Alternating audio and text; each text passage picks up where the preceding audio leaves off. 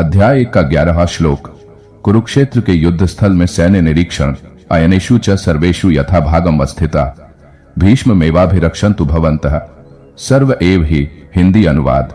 अतएव सैन्य व्यूह में अपने अपने मोर्चों पर खड़े रहकर आप सभी भीष्म पितामह को पूरी सहायता दे।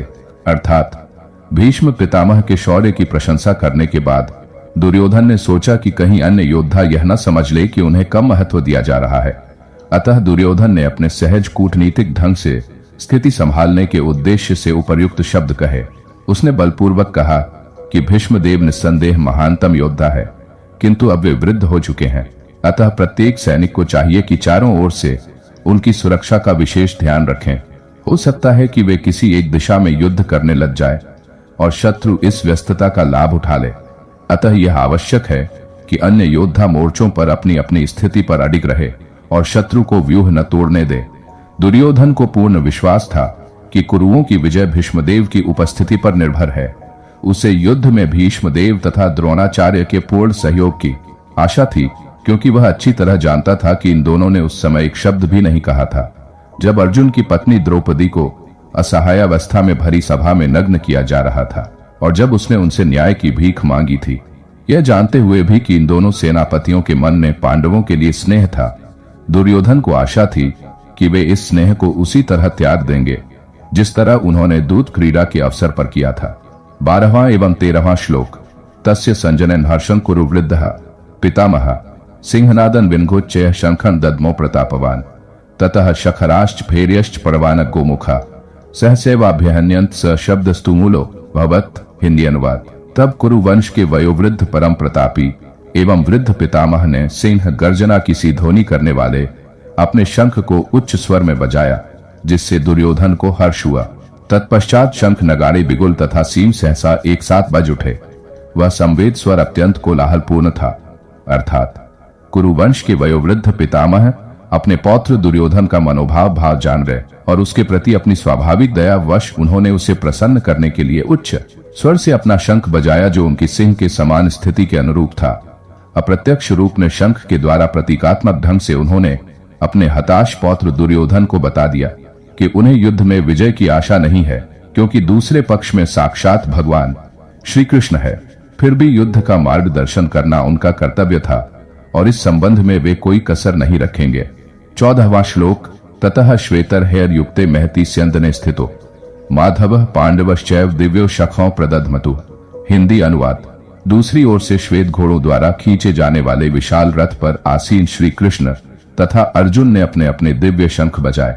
अर्थात भीष्मदेव द्वारा बजाए गए शंख की तुलना में श्री कृष्ण तथा अर्जुन के शंखों को दिव्य कहा गया है। दिव्य शंखों के नाद से यह सूचित हो रहा था कि दूसरे पक्ष की विजय की कोई आशा न थी, क्योंकि श्री कृष्ण पांडवों के पक्ष में थे। जयस्तु पांडुपुत्राणा येषा पक्षे जनार्दन। जय सदा पांडु के पुत्र जैसों की होती है, क्योंकि भगवान श्री कृष्ण उनके साथ है, और जहां जहां भगवान विद्यमान है वहीं जी भी रहती हैं, क्योंकि वह अपने पति के बिना नहीं रह सकती।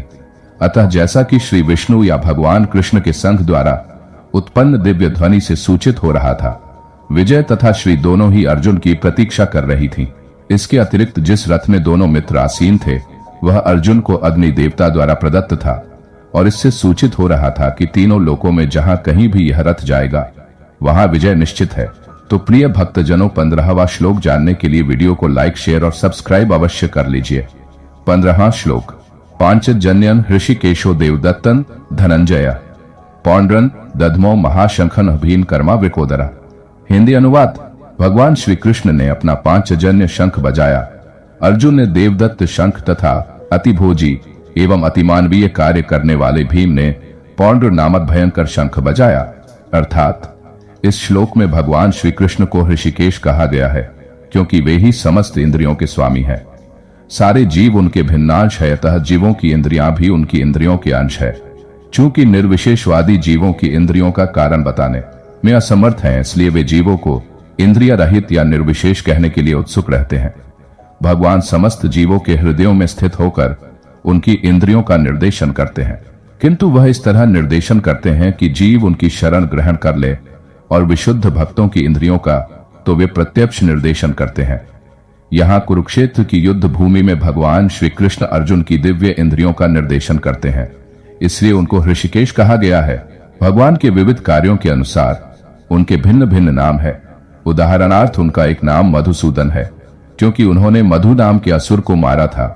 वह गौवों तथा इंद्रियों को आनंद देने के कारण गोविंद कहलाते हैं। वसुदेव के पुत्र होने के कारण इनका नाम वासुदेव है। देवकी को माता रूप में स्वीकार करने के कारण इनका नाम देवकी नंदन है। वृंदावन में यशोदा के साथ बाल लीलाएं करने के कारण यशोदा नंदन है। अपने मित्र अर्जुन का सारथी बनने के कारण पार्थ सारथी है।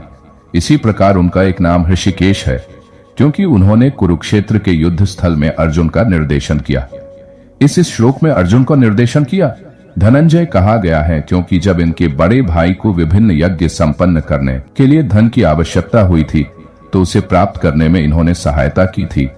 इसी प्रकार भीम वृकोदर कहलाते हैं, क्योंकि जैसे वे अधिक खाते हैं उसी प्रकार वे अति मानवीय कार्य करने वाले हैं, जैसे हिडिंबासुर का वध। अतः पांडवों के पक्ष में श्री कृष्ण इत्यादि विभिन्न व्यक्तियों द्वारा विशेष प्रकार के शंखों का बजाया जाना युद्ध करने वाले सैनिकों के लिए अत्यंत प्रेरणाप्रद था। विपक्ष में ऐसा कुछ न था, और न तो परम निर्देशक भगवान श्री कृष्ण थे, न ही भाग्य की देवी श्री थी। अतः युद्ध में उनकी पराजय पूर्व निश्चित थी।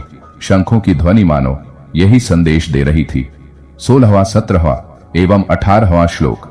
अनंत विजय राजा कुंती पुत्रो युधिष्ठिर नकुलः सहदेवश्च सुघोषमरे पुष्पक काश्यश्च परमेश्वास शिखंडी च महारथ धृष्ट दुन्मो विराटश्च सात्विकिश्चापराजिता द्रुपदो द्रौपदयाश्च सर्वशः पृथ्वीप्ते सौभद्रश्च महाबाहु शखांदधमुः पृथक पृथक। हिंदी अनुवाद।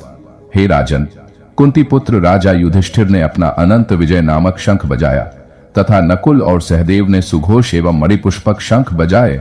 महान धनुर्धर काशीराज परम योद्धा शिखंडी धृष्ट दुम्न विराट अजय सात्यकी द्रुपद द्रौपदी के पुत्र तथा सुभद्रा के महाबाहु पुत्र आदि सबों ने अपने अपने शंख बजाए।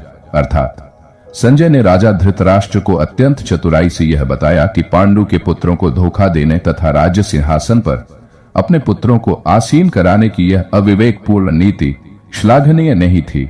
लक्षणों से पहले से ही यह सूचित हो रहा था कि इस महायुद्ध में सारा कुरुवंश मारा जाएगा।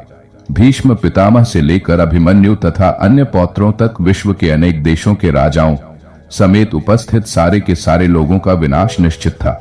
यह सारी दुर्घटना राजा धृतराष्ट्र के कारण होने जा रही थी, क्योंकि उसने अपने पुत्रों की कुनीति को प्रोत्साहन दिया था। 19वां श्लोक। सघोषो धार्तराष्ट्राण हदयानि व्यदार्यत नभश्च पृथ्वी चैव तुमुलो ध्यनुनादयन।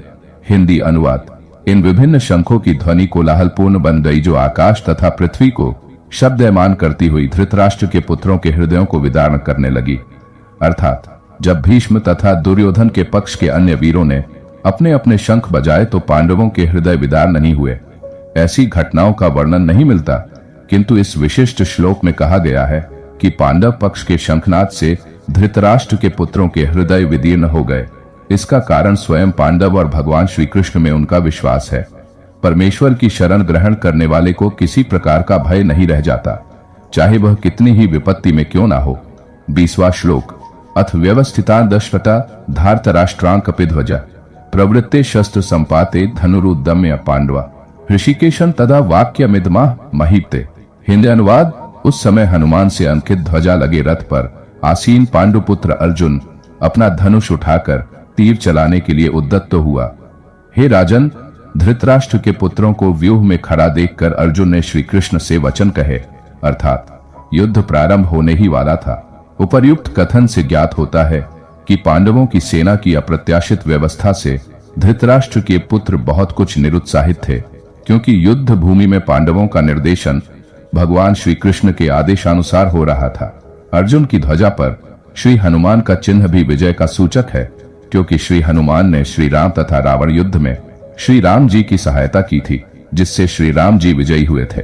इस समय अर्जुन की सहायता के लिए उनके रथ पर श्री राम तथा श्री हनुमान दोनों उपस्थित है।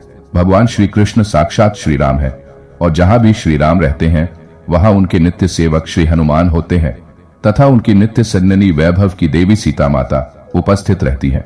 अतः अर्जुन के लिए किसी भी शत्रु से भय का कोई कारण नहीं था। इससे भी अधिक इंद्रियों के स्वामी स्वयं भगवान श्री कृष्ण निर्देश देने के लिए साक्षात उपस्थित थे।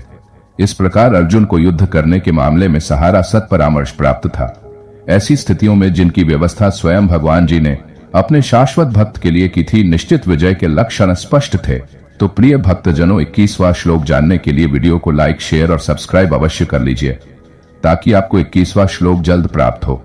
जय श्री कृष्ण जी।